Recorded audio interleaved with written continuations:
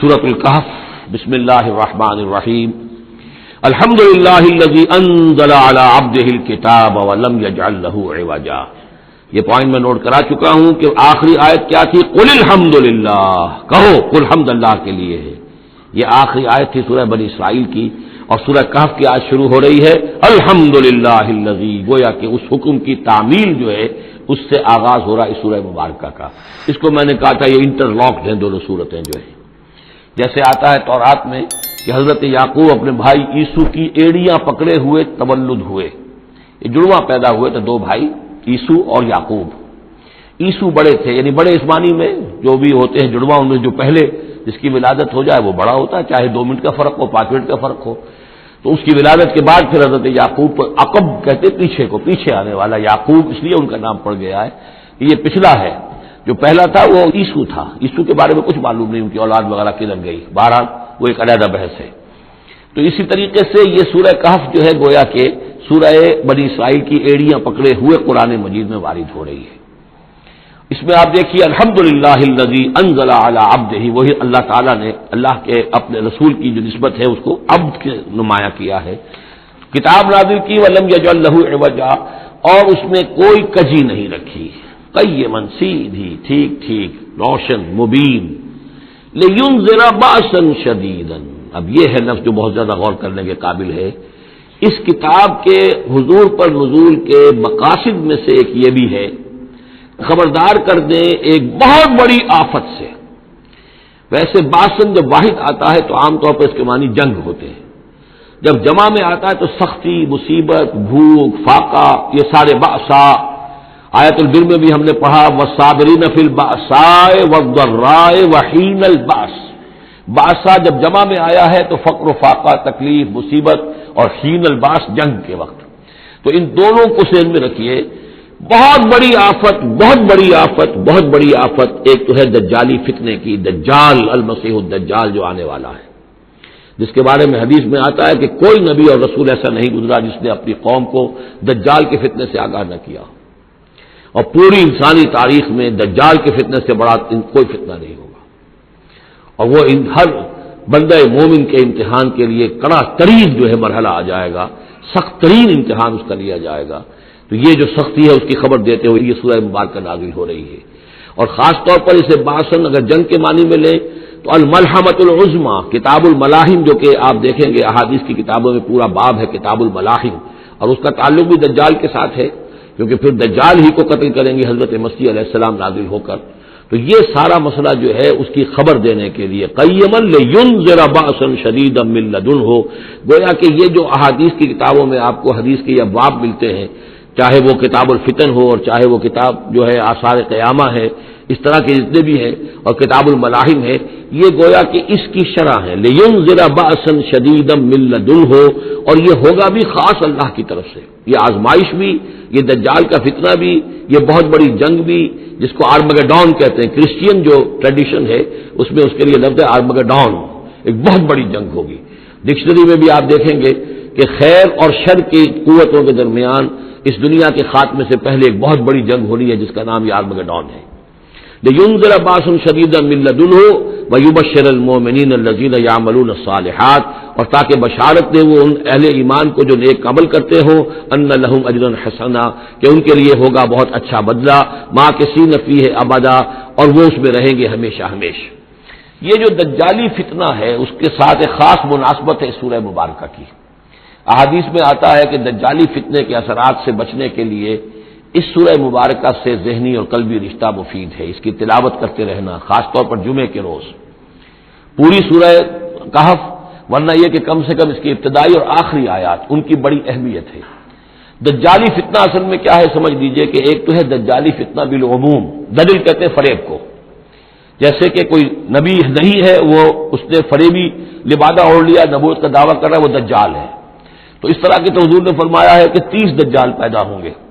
انہی میں سے ایک ہمارے زمانے کے اندر جو ہے یہ غلام احمد قادیانی بھی تھا، وہ دجال تھا جس نے کہ اعلان کیا کہ میں نبی ہوں جبکہ وہ نبی نہیں تھا. تو فریبی بنا ہوا جس نے کہ ملمہ اپنے اوپر چڑھایا ہوا ہے.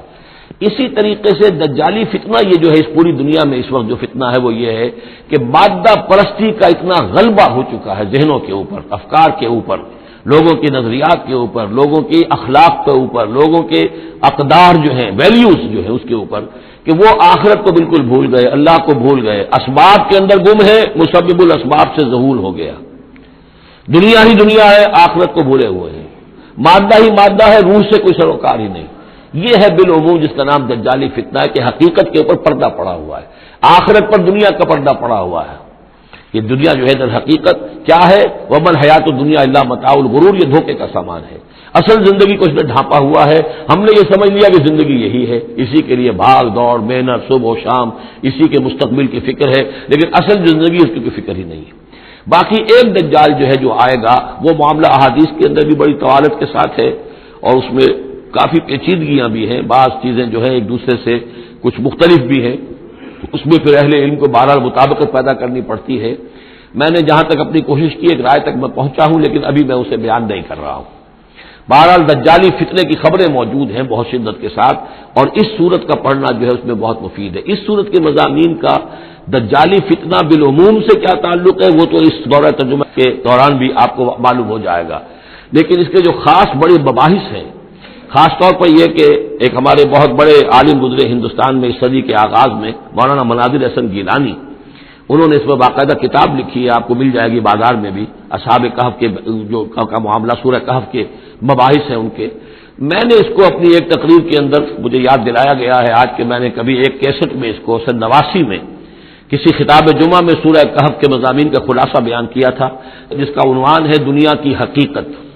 یہ خطاب جو ہے اور یہ کیسٹ یہاں موجود ہے، جو حضرات لینا چاہیں وہ اس کو دیکھیں، تاکہ یہ کہ ظاہر بات ہے تفاصیل زیادہ جو ہیں وہ میرے لیے ممکن نہیں ہے کہ اس دورہ ترجمہ کے دوران بیان کر سکوں۔ وَيُنذِرَ الَّذِينَ قَالُوا اتَّخَذَ اللَّهُ وَلَدًا، اور خبردار کر دے ان لوگوں کو جنہوں نے کہا کہ اللہ نے بیٹا بنایا۔ یہ ساری دجالیت جو ہے اس کی جڑ کیا ہے؟ مسیحیت، جو موجودہ مسیحیت ہے، جو حقیقت میں مسیحیت نہیں ہے، پولزم ہے، جس کی بنیاد تثلیث پر ہے کہ اللہ کا بیٹا بنا دیا حضرت مسیح علیہ السلام کو، اور انہیں کفارہ بنا دیا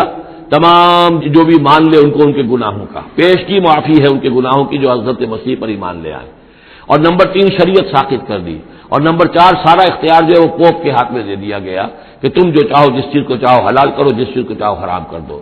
ان چیزوں نے مل کر نفس مذہب کو اس قدر قابل نفرت سے بنا دیا کہ یورپ کے عوام کے اندر مذہب کے خلاف شدید نفرت پیدا ہو گئی۔ چنانچہ اس کے بعد جب مسلمانوں کے زیر اثر وہاں پر علم پھیلا ہے، ہسپانیہ کی یونیورسٹیوں سے علوم اور فنون جو ہیں یہ فرانس اور اٹلی اور جرمنی کے نوجوان آتے تھے، اور وہاں آ کر وہ قرطبہ اور غرناطہ اور طریقہ کی یونیورسٹیوں سے پڑھ کر جاتے تھے، تو ان کے زیر اثر جو ایک ریفارمیشن شروع ہوئی، اصلاح مذہب، اور ایک رینائسنس، تحریک احیاء العلوم،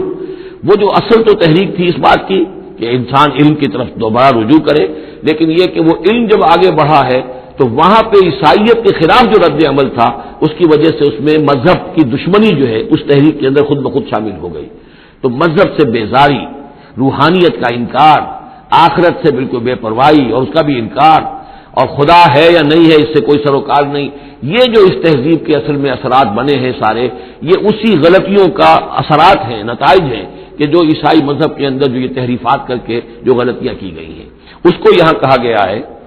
کہ ان لوگوں نے کہ جنہوں نے یہ عقیدہ ایجاد کیا، ما لہم بہ من علم، ان کے پاس اس کے لیے کوئی علمی سند نہیں ہے، ولا لآبائہم، نہ ان کے آباء و اجداد کے پاس کوئی سند تھی، کبرت کلمۃ تخرج من افواہہم، بہت بڑی بات ہے جو ان کے منہ سے نکل رہی ہے، بہت بڑی گستاخی ہے جو یہ اللہ تعالیٰ کی شان میں کر رہے ہیں، ان یقولون الا کذبا، یہ نہیں کہہ رہے مگر جھوٹ، سراسر سیدھا سفید جھوٹ بول رہے ہیں، فلعلک باخع نفسک علی آثارہم، تو اے نبی شاید کہ آپ اپنے آپ کو ہلاک کر لیں گے ان کے جو اثرات پڑنے والے ہیں، عیسائیت کے اس غلط عقیدے کے جو نتائج برآمد ہوئے ہیں، جب یہ نتائج ظاہر ہوں گے تو وہ اتنے سنگین ہوں گے، فلعلک باخع نفسک، کہ ان کے احساس سے اور ان کے ادراک سے شاید کہ آپ اپنے صدمے سے اپنے آپ کو ہلاک کر لیں، ان لم یؤمنوا بهذا الحدیث اسفا، اگر یہ لوگ اس حدیث پر، اس قرآن پر، یہ بات جو بتائی جا رہی اس پر ایمان نہ لائے، اس پر ایمان نہ لائے، اپنے اس غلط عقیدے پر قائم رہے، اس غلط مذہب کو انہوں نے برقرار رکھا، تو اس کا جو رد عمل ہوگا نوع انسانی پر، اور اس سے تاریخ انسانی اور انسانی ثقافت جس غلط رخ پر پڑے گی، جو دجالیت کا فتنہ اسے جنم لے گا، ان تمام چیزوں کے اثرات سے شاید آپ کو اتنا صدمہ ہو کہ فَلَعَلَّكَ بَاخِعٌ نَفْسَكَ عَلَىٰ آثَارِهِمْ إِن لَّمْ يُؤْمِنُوا بِهَٰذَا الْحَدِيثِ أَسَفًا إِنَّا جَعَلْنَا مَا عَلَى الْأَرْضِ زِينَةً لَّهَا ہم نے زمین کے اوپر جو کچھ ہے اسے اس کا گہنا بنا دیا ہے، بناؤ سنگھار بنا دیا ہے، زینت بنا دیا ہے۔ یہ آپ نوٹ کر لیجئے، لفظ زینت اور زمین میں اس کی زیبائش اور آرائش یہ اس سورہ مبارکہ کا عمود ہے، یعنی جس کو اتنا کھبا دیا ہے نگاہوں میں اللہ نے کہ آخرت سے خود بخود انسان غافل ہو جاتا ہے۔ یہ پردہ پڑ گیا ہے، چمک دمک ہے، یہ کاریں ہیں، یہ بلڈنگیں ہیں، یہ کوٹھیاں ہیں، یہ عالیشان عمارتیں ہیں، یہ کیا کچھ اس کی جو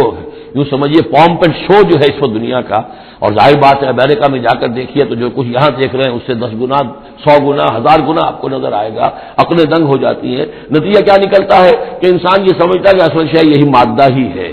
اصل ہدایت پہ یہی لوگ ہیں صحیح معنی میں کہ جنہوں نے واقعتاً علم حاصل کیا ہے، لہذا ان کی غلط تہذیب، ان کا غلط تمدن، ان کے تمام غلط ثقافت کے معاملات کی بھی ہم اسی طریقے سے پیروی کر رہے ہیں۔ یہ سارا مسئلہ جو ہے وہ اس لیے ہے کہ یہ چمک دمک دنیا کی زیبائش اور آرائش اس سے ہم متاثر ہیں۔ انا جعلنا ما علی الارض زینۃ اللہ، جو کچھ زمین کے اوپر ہے اسے ہم نے اس کے لیے بناؤ سنگھار بنا دیا لنبلوہم، تاکہ ہم آزمائیں ان کو، ایہم احسن عملا، کون ہے ان میں سے اچھے عمل کرنے والا۔ یعنی اب یوں دیکھیے وہ شعر جو ایک ہے، اگرچہ ذرا تھوڑا سا شان باری تعالیٰ کے اعتبار سے تو شاید اتنا